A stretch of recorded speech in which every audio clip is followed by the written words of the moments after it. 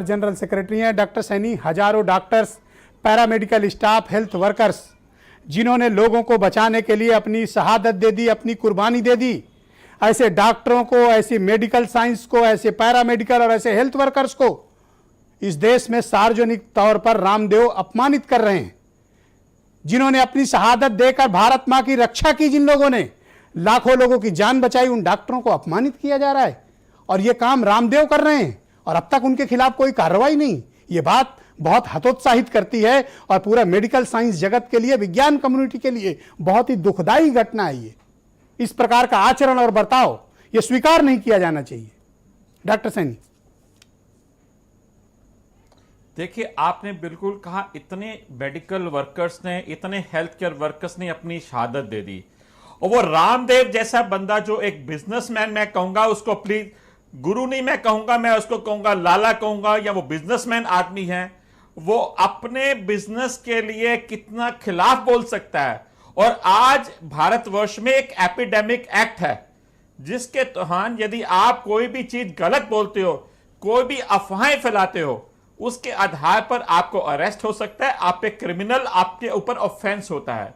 जिस तरीके से उसने बोला, जिस तरीके से उसने मॉडर्न साइंस को चिट्ठियां उनको बिल्कुल लताड़ दिया, उसको अपमानित किया और इवन कहा कि ये वैक्सीनेशन भी इनको क्या बचा पाया, ये क्या कर सकते हैं। इस तरीके की गलत फहमियां फैलाना सिर्फ अपने काम के लिए, क्योंकि वो ये जो बोल रहे हैं उसमें एक मकसद है, कोरोनिल को, अपनी पतंजलि को प्रमोट करने का। ऐसे आखिर इस आदमी पर कोई कार्रवाई क्यों नहीं हो रही है जो लगातार डॉक्टरों को अपमानित कर रहा है? कभी कहता है कि डबल डोज लेकर 1000 डॉक्टर मर गए, कभी कहता है कि फुलिश, स्टूपिड, न जाने कैसे कैसे शब्दों का इस्तेमाल मेडिकल साइंस के लिए कर रहा है। ये सर, एक एपिडेमिक एक्ट आपने बनाया, किस लिए बनाया? कि कोई भी यदि गलत अफवाहें फैलाता है उसके ऊपर क्रिमिनल ऑफेंस होता है। आप प्राइम मिनिस्टर जी ने हमारे, जब किसी ने उसको पोस्टर लगाया गया था, उसको आपने पकड़ लिया, लेकिन इस आदमी को कोई नहीं पकड़ सकता क्योंकि वो जानता है कि उसके जो पहुंच है बहुत दूर तक है।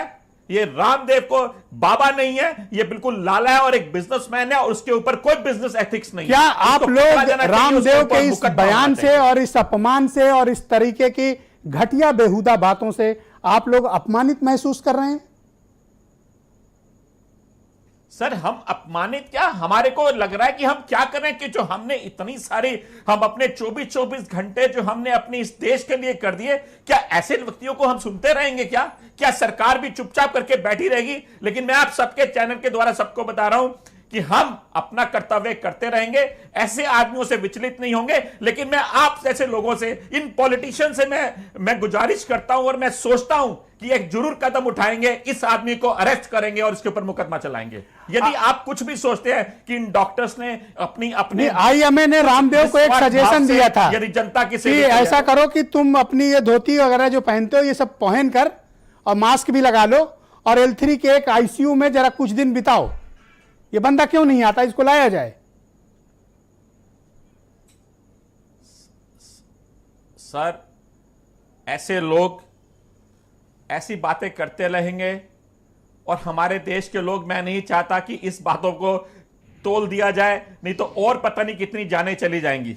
ये व्यक्ति की एजुकेशन क्या है, मैं पूछना चाहता हूं, जो इतने बड़े बड़े क्वेश्चन पूछ करता है, उसकी एजुकेशन क्या है? 5वीं पास होगा, इससे अधिक तो नहीं लगता मुझे। लेकिन क्यों सर, सारे पॉलिटिशियन, सारे लोग उसके खिलाफ कोई नहीं बोलते? यदि आज की तारीख में यदि मैं एपिडेमिक एक्ट के दौरान कुछ भी गलत बोल दूं तो मुझे आज अरेस्ट कर लिया जाएगा। इस आदमी को हर तरफ, हर वजह से अपनी कोरोनिल, अपनी पतंजलि को ऊंचा चढ़ाने के लिए कुछ ना कुछ गलत बयान देता रहता है, लेकिन इसके ऊपर कुछ नहीं होता। जी, किन मुश्किलों का सामना आप डॉक्टर